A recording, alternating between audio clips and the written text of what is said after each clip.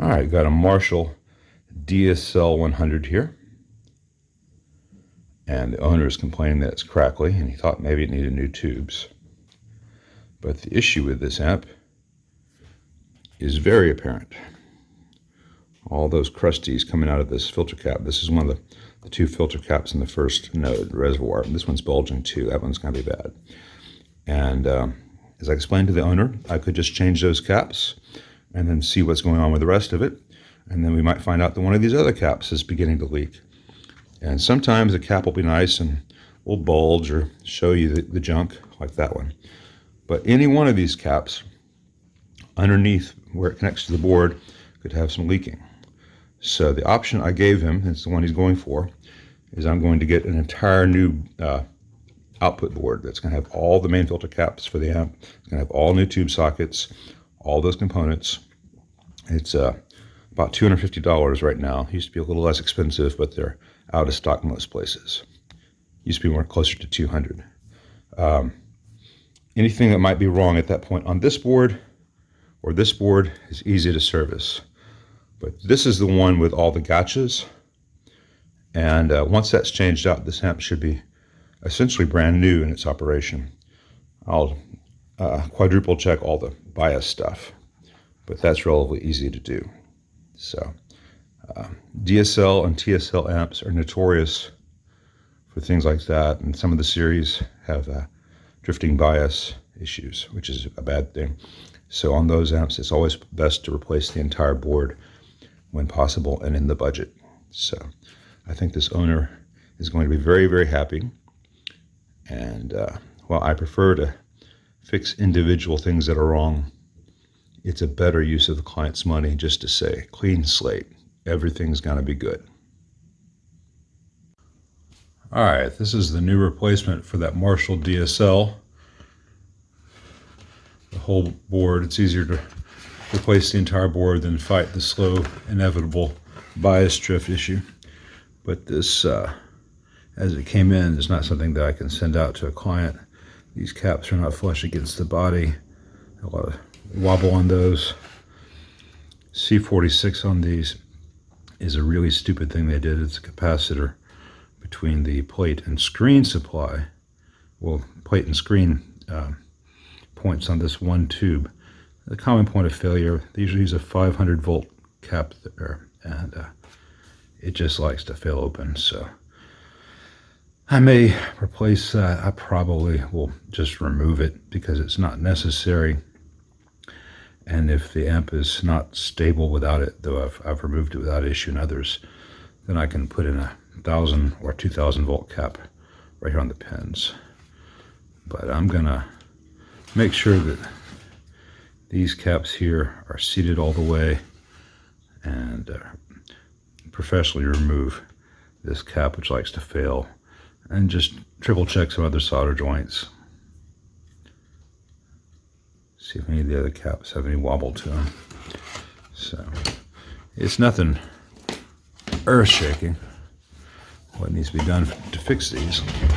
Get the camera to play nice.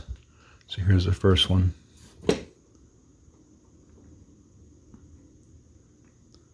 Just a matter of, oh, knocking me over because I'm trying to do this on camera.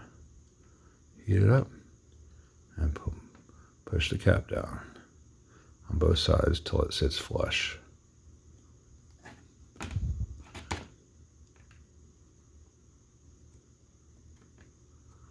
When I do that to all those, I'll trim off whatever excess there is. And sometimes I need to remove the old solder because leaded and unleaded solder don't always mix well. Sometimes it gets gray and grainy. This will let me move them. And then once they're moved, I'll see if I need to replace all the solder or not. But I like things to be solid in amps. Very, very loud Marshalls especially. So, new board straight from the factory. Unusable as it ships. So much fun.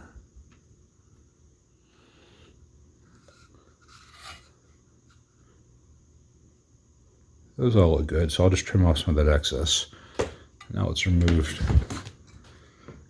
C46 right here, because that's just dumb. And it's a great way to introduce a predictable failure. All right, let's see if I can read the writing on it. Maybe they moved up to 1K volt. Let me look at this close to my eyes. Yep, they moved up to a 1 kilovolt capacitor, 22 picofarad, 1 kilovolt. So I'll put this back and recognize that they finally fixed the issue that they always had. So let me do that. We like to reward them for doing the right thing, even if it took them a decade to do an obviously right thing.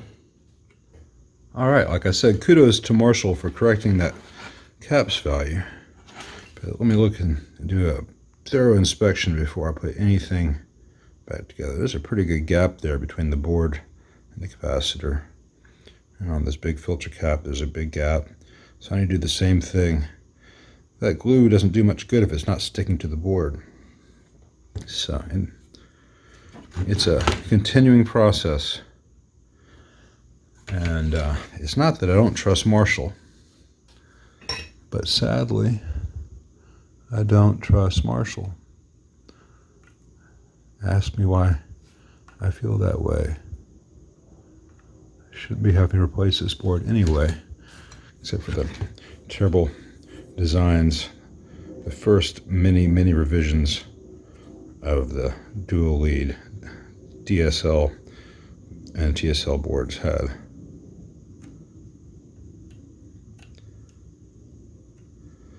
And this thing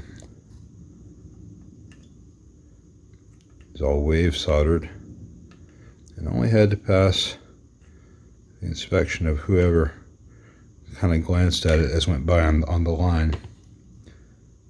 And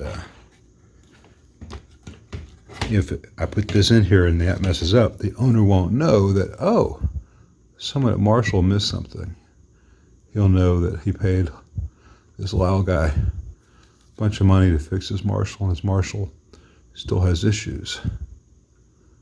So no, I don't trust Marshall's QC. I trust my own.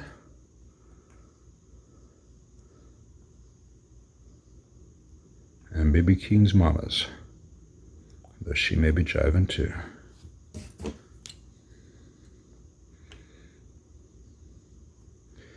Remember, this is a brand new board, straight from Marshall. And I'm having to do quite a bit of work before I even consider putting it into the amplifier proper.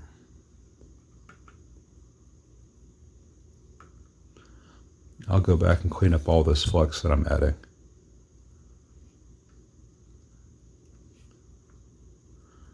And I may have to reinforce some of the factory glue and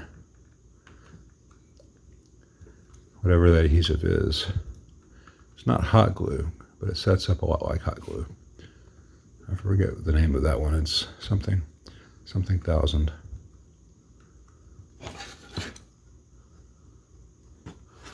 I just want to make sure we're not having any points of failure due to vibration. If someone were to do something crazy like play low notes.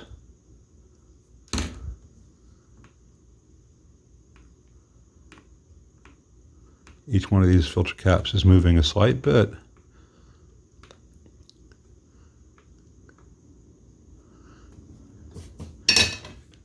In this process, but when I'm done, they don't move at all.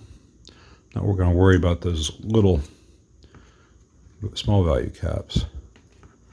Make sure these resistors aren't pressing up against these capacitors, because those resistors can get a little bit warm.